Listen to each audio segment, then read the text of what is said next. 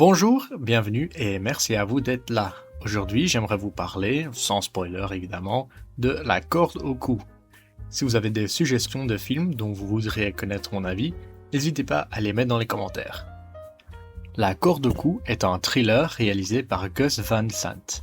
Il s'inspire des événements de la prise d'otage de 1977 à Indianapolis, au cours de laquelle un homme qui s'appelle Anthony Tony Kiritsis a pris en otage son banquier hypothécaire, Richard Hall, en attachant un fusil à sa tête de telle sorte que si les deux hommes s'éloignaient trop de l'un de l'autre, l'arme se déclencherait. Le film met en scène Bill Skarsgård dans le rôle de Kiritsis et Dacre Montgomery dans celui de Richard Hall, aux côtés d'autres acteurs tels que Colman Domingo et Al Pacino.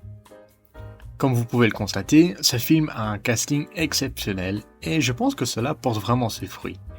La performance de Skarsgård est à mon avis le point fort de ce film. Ses manières et ses gestes subtils s'ajoutent parfaitement au moment émotionnel explosif. Il possède une capacité incroyable de passer d'un état calme à la colère et la perte de contrôle. Montgomery est également très impressionnant.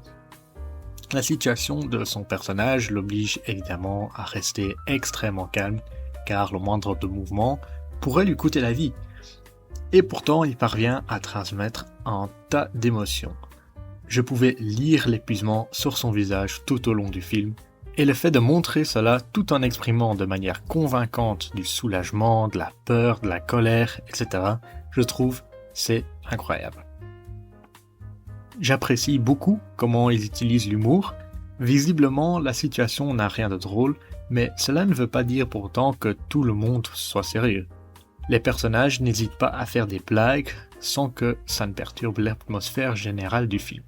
J'aimerais bien continuer à vous dire à quel point j'étais impressionné par le jeu de tous les acteurs dans ce film, mais cette vidéo deviendrait bien trop longue et je finirais par être à court de synonymes pour convaincant. Ces performances contribuent sans aucun doute beaucoup à créer une atmosphère de tension. C'est bien sûr un élément crucial de tout film thriller et je pense que La corde au cou s'en sort à merveille. J'ai déjà mentionné la performance de Skarsgård, mais la musique est tout aussi bonne. Je pourrais expliquer en détail la façon dont la bande originale de Danny Elfman met en évidence le stress qui entoure cet environnement imprévisible, ou sur la manière dont les chansons diffusées à la radio sont en contraste de ce stress. Mais ce qui m'a vraiment frappé, c'est l'utilisation du silence. C'est dans les moments les plus terrifiants que la musique est absente, ce qui me laissait seul face à l'inconfort. La cinématographie mérite également d'être saluée. J'avais vraiment l'impression d'être sur place au fur et à mesure que les événements se déroulaient. Chaque fois qu'un film est inspiré d'une histoire vraie, la question de la fidélité historique se pose inévitablement. Le réalisateur a été aidé par des experts qui avaient déjà réalisé un documentaire sur cette même histoire en 2018, mais il a naturellement changé quelques petits éléments. Pendant le générique de fin, on voit défiler des images d'archives de l'événement, ce qui m'a permis de remarquer immédiatement certaines différences, même si je me demande pourquoi certains détails que j'aurais qualifiés insignifiants ont été modifiés. Je comprends tout à fait la différence la plus flagrante. C'est le fait que Bill Skarsgård et Tony Kiritsis ne se ressemblent pratiquement pas. Skarsgård est plus grand que Montgomery, tandis que Kiritsis est bien plus petit que Hall. Skarsgård est également plutôt mince et Kiritsis ne l'est pas. Alors pourquoi l'avoir choisi ? À mon avis, la taille de Skarsgård est plus intimidante. Et sa mauvaise posture fait qu'il ressemble presque à un serpent, prêt à frapper à tout moment, ce qui convient bien à son personnage. J'ai aussi eu l'impression que sa silhouette faisait qu'il ressemble à la corde qui le relie à son otage. Il est en quelque sorte le prolongement de cette corde. Avant, il n'était rien, impuissant face à l'élite. Mais maintenant, il est important, il est puissant. Globalement, j'ai beaucoup aimé le film. Mais j'ai tout de même quelques critiques qui portent surtout sur le montage. J'ai eu l'impression, surtout pendant les premières scènes, que certaines parties n'étaient pas tout à fait au point. Par exemple, après certains changements de scène, la caméra restait figée sur la première image avant de continuer. Puis cela ne se reproduisait plus jamais. Alors je me suis dit, est-ce que c'était vraiment voulu ? De plus, le film affiche parfois des photos en noir et blanc ou granuleuses des acteurs dans la scène, comme pour rappeler aux spectateurs qu'il s'agit d'un réel événement historique. Je me pose donc la question, si l'intention est de souligner le caractère réel de la situation, pourquoi ne pas utiliser de vraies photos et de vraies images d'archives? Ils y ont accès, comme je l'ai mentionné.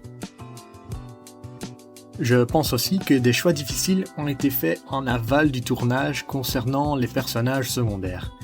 Par exemple, on nous présente parfois un personnage d'une manière qui laisse penser qu'il joue un rôle assez important, alors qu'on le voit quasi plus après. Cela pourrait tout aussi bien être la faute du scénariste, je ne sais pas. Quoi qu'il en soit, j'ai l'impression que le film aurait gagné à soit développer davantage ces personnages, soit tout simplement les supprimer. Cela ne m'aurait certainement pas dérangé de les sacrifier si ça aurait permis de consacrer plus de temps à explorer la relation entre Kiritsis et Hall. Mes moments préférés sont celles où la tension s'apaise lorsque les deux hommes se parlent avec sincérité, essayant d'ignorer le fusil qui se trouve entre eux. Finalement, j'ai décidé de donner à L'accord de cou une note de 8,5 sur 10. Merci beaucoup d'avoir écouté cette vidéo. Si vous avez votre propre avis sur ce film ou si vous aimeriez que je discute de votre film préféré, n'hésitez pas à m'en faire part dans les commentaires.